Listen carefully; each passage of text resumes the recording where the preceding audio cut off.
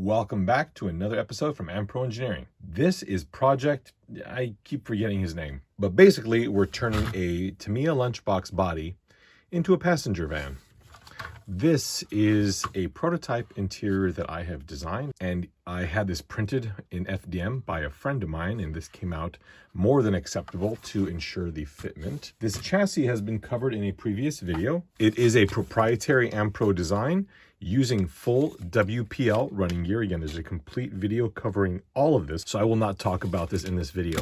These are some temporary rollers from a WPL D12, and in an earlier video, you saw how I installed the windows, so I won't talk about that here either. First, I'd like to cover all the pieces to the Ampro set. This is the production interior in SLS nylon from Shapeways. All of these will be available for home print as well, but just note that you are going to have a significant decrease in quality. But again, if you have a little bit of elbow grease and some primer and some drive, you can get this to look pretty darn good. So this is the main interior, and I'll talk about how these are all held in a little later on. You notice these little tabs at the back. Here are the outer door panels. So this is how this fits here. There's a little tab right there, and that'll tab right in at the back. And then there's another little tab here at the front, which will go probably, there we go, right there. And same on this side here, but we'll leave this out because you have these panels. These panels are printed using a polyjet at Shapeways. It's a little boss right there. You want to keep that there and trim off the top just like that. You want to keep that boss there. These, if you have a resin printer, would be ideal. Otherwise, if you can get the FDM printer to print these completely flat, there we go. That would be good. You'd want to have some support here at the rear, or honestly, in the slicer, I would probably just omit these standoffs and you can live without them. Okay, so we'll cut all these off. And one more here at the back. Due to the battery placement at the rear suspension, I wasn't able to fit another seat back here, which there should be. Technically, I could have had just the backrest, but I'm like, well, I might as well use this as a parcel shelf to put a bunch of junk anyway. That's why you've got this arm that hangs off at the back. How does this work? How does this work? Ah, okay. So you see how this works.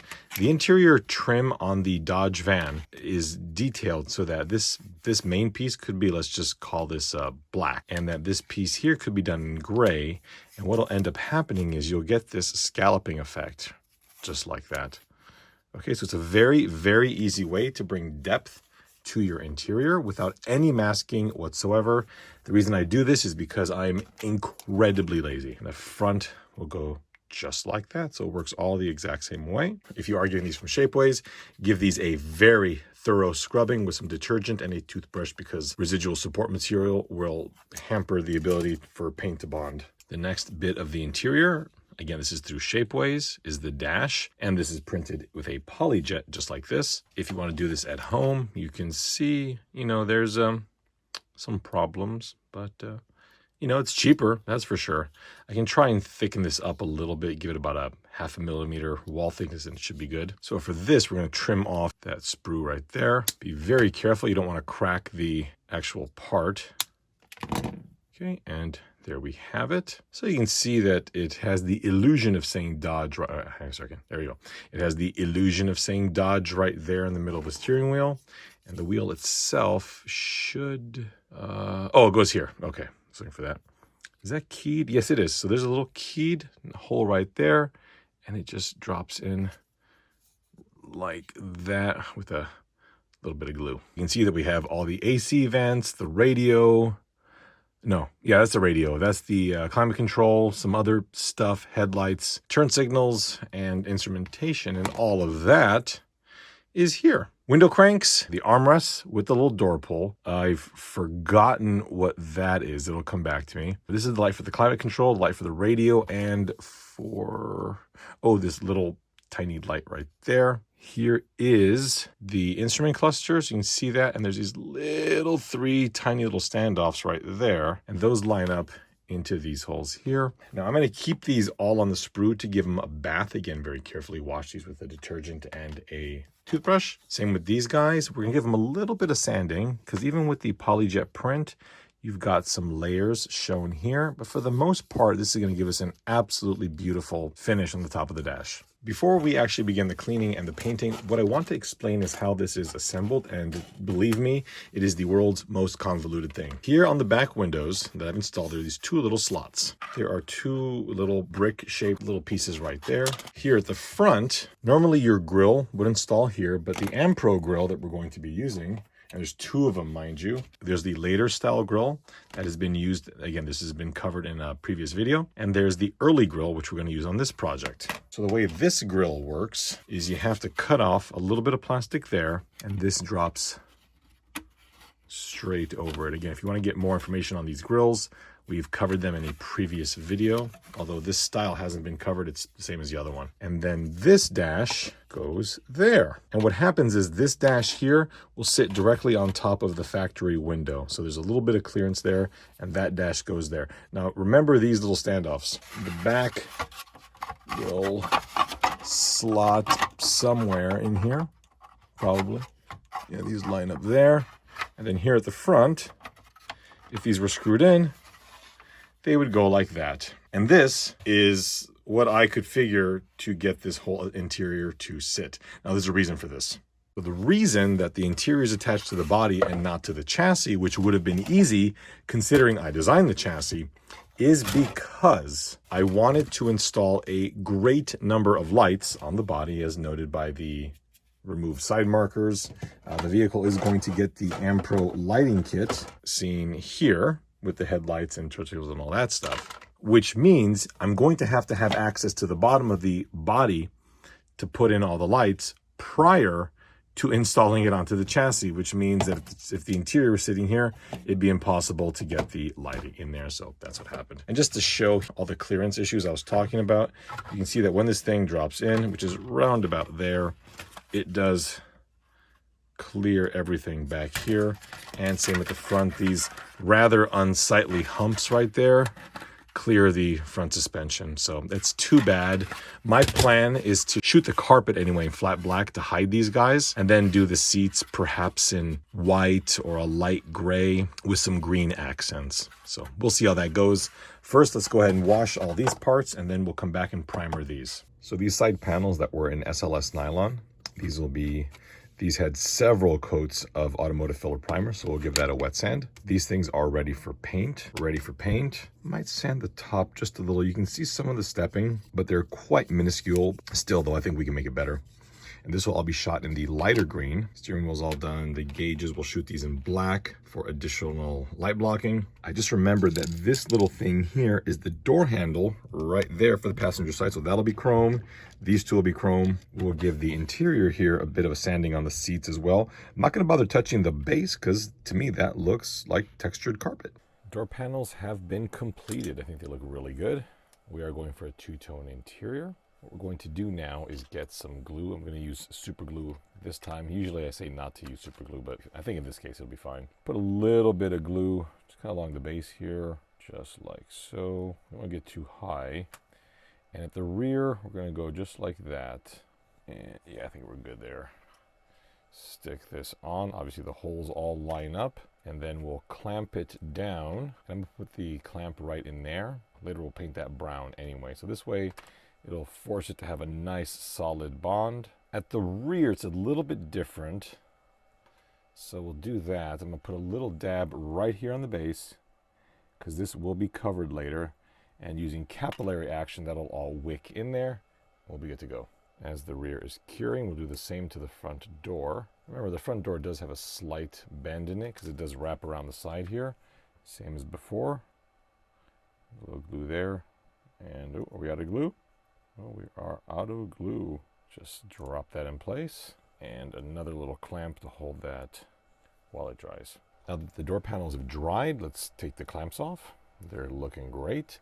And for me, I'm going to make this area wood. To do that, I've got flat Tester's rust and flat brown. That's a weird color, isn't it? Flat brown. Yeah, interesting. What is this then? flat dark brown. Okay, I guess testers and I have different ideas of what brown looks like. Needless to say, the darker one will go on as a base. And for those of you out there who think I know what I'm doing, please rest assured that I do not. I'm sure there are better ways to do this, but I'm going to start with the flat brown, all in these areas here, and follow that up with dry brushing the flat, whatever this light mustard color is.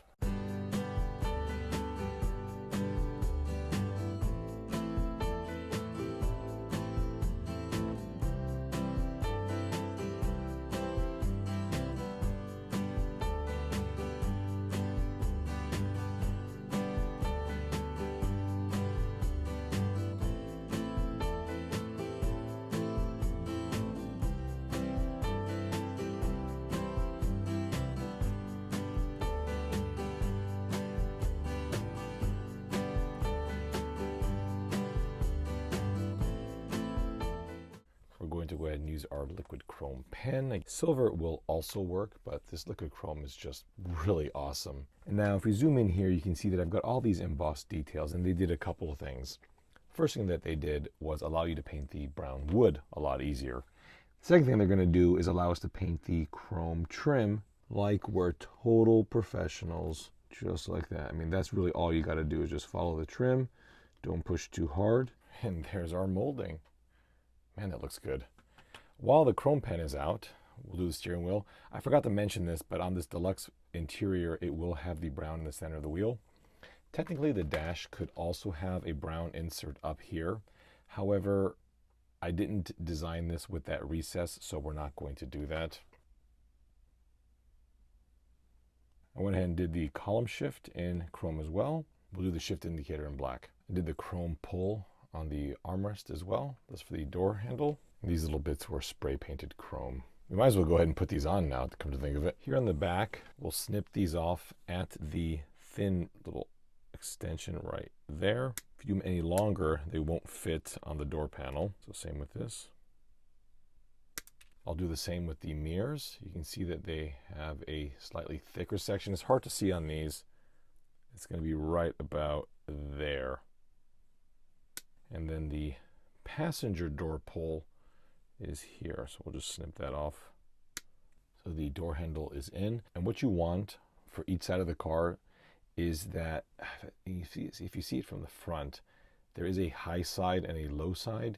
You want the high side up. So in this case here on the passenger side, we want that in this orientation. Window crank is in, and then the passenger compartment pull for the door handle is in. I did the dash. Sorry, it was just way easier to do it off screen.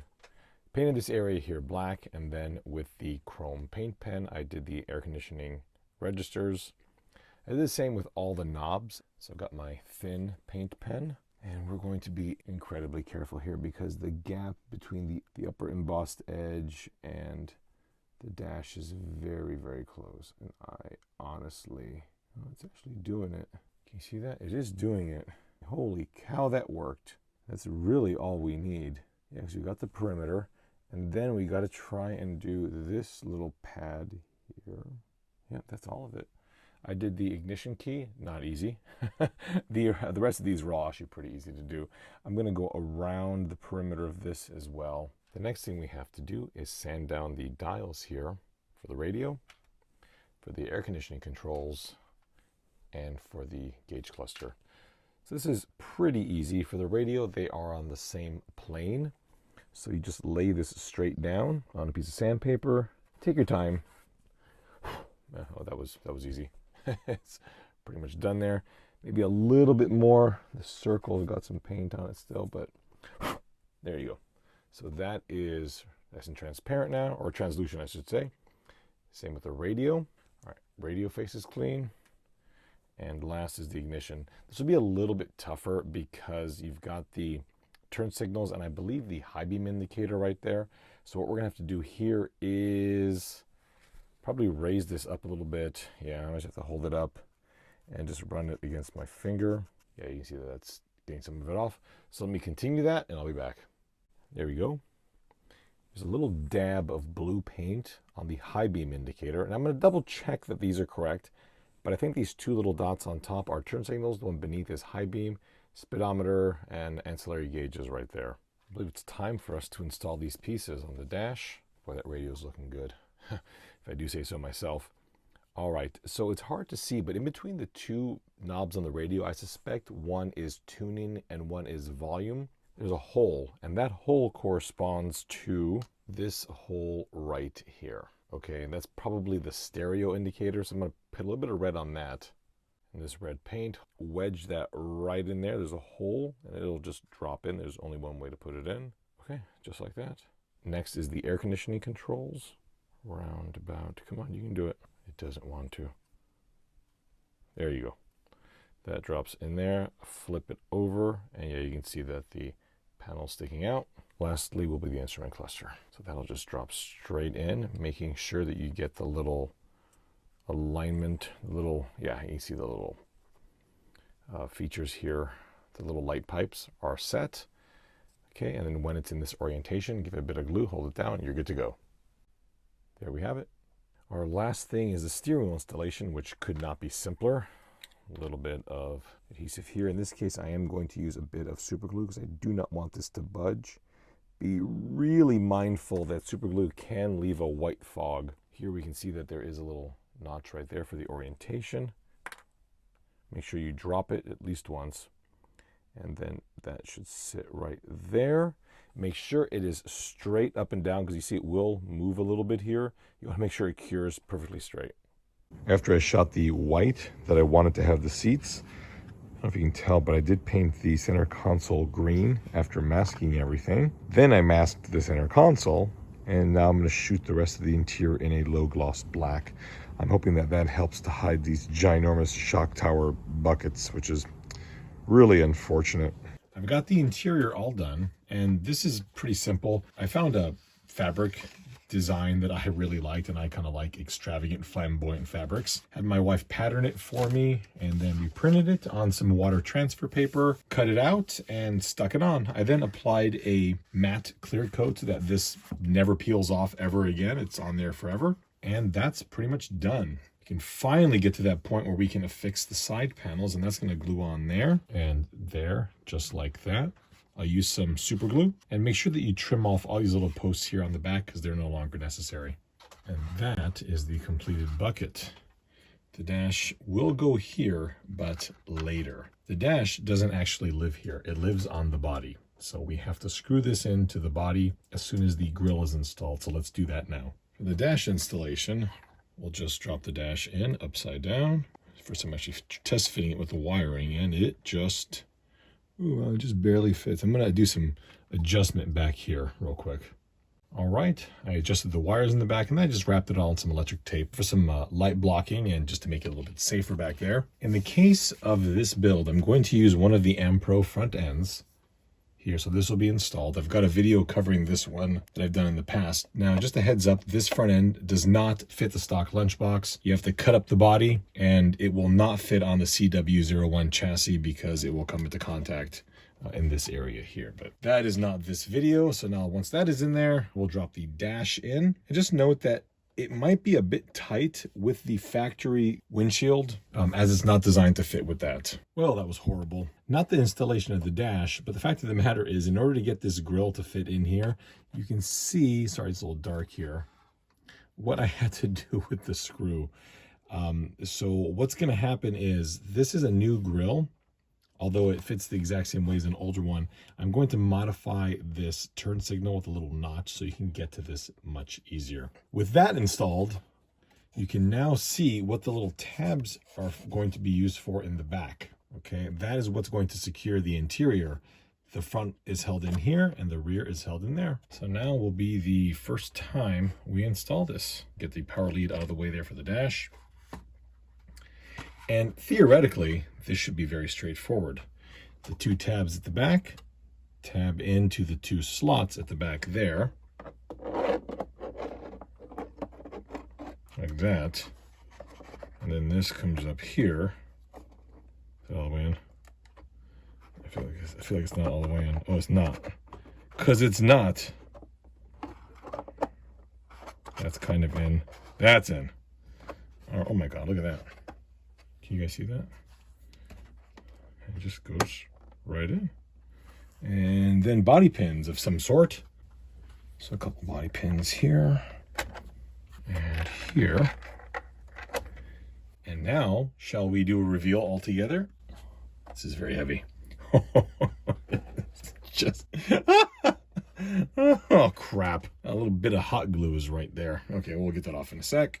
But take a gander at that. Oh man, that is... that's awesome. Look at that interior. Oh man. Well, there it is. So all the files for this are on Shapeways. Sorry, the table's a mess here.